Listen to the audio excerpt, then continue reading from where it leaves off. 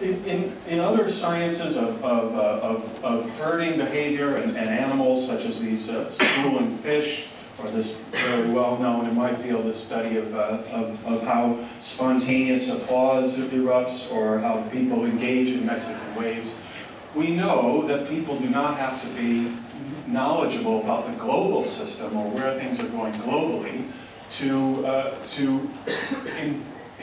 impart a pattern of coherent direction. So these fish here in this school here are spiraling, but each fish is really just reacting to another fish, as are those people in the Mexican wave. They're just reacting to their neighbors. And what we find, or what, and particularly what people like Ian Cousin and others at Princeton find, is you only have to introduce a small amount of direction into that.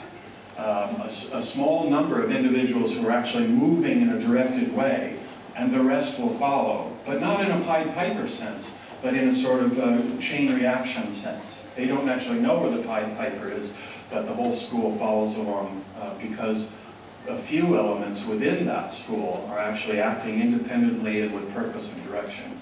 And I think there's a metaphor for that, because we often think that Malcolm Gladwell, for example, is famous for espousing the model that certain ideas come from a center or are delineated out from hubs, social network hubs, for example, or mavens in the old days, and that ideas spread from certain particular individuals. And this is a radical departure from that, because there's nothing special about the individual who may be imparting that coherence to the movement, but except for the fact that the individual is consistent with it.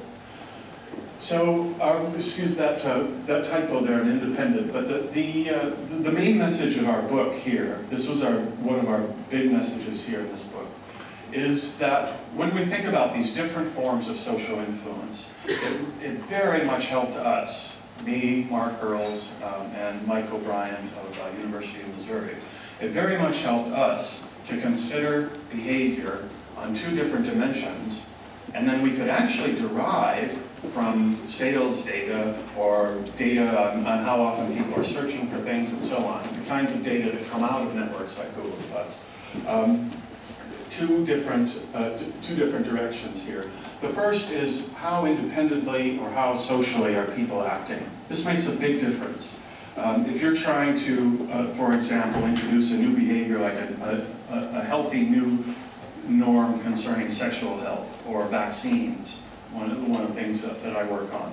How do we get young girls to use the HPV vaccine, for example? It's very helpful to know whether they are thinking about this independently. Oh, it hurts, it's costly, I don't know if it works, all the kind of inherent benefits and costs of the actual action, or are they just doing as others do? Turns out in that case they're actually listening to their mother mostly. So, and that's the other dimension. I can talk about social influence and independence on one axis, but how selective am I particularly with that social influence is one of the most interesting. So if I'm actually very selective in whom I listen to, like my mother or father, we would plot that up in the upper right there, what we call the Northeast now. But if I'm just looking around and I might just point to someone in this room and adopt his outfit tomorrow, I would look fine. That would be perfectly acceptable tomorrow. I don't need to be very selective in that sense. And that might be somewhere down here. I'll have what she's having, so to speak. Now up here, that's classical economics. This is what's traditionally been assumed about decisions. We make well-informed decisions, we weigh up costs and benefits, and we make those decisions independently.